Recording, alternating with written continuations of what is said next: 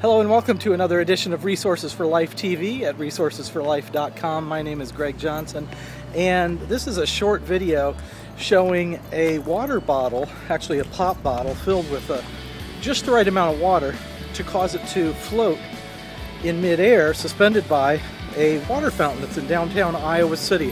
Thought it was pretty interesting. There was some kids down there, I don't know, high school kids playing with this, and it's pretty neat the way the water bottle would just float in midair. So I'm going to cut away to the video and you can take a look.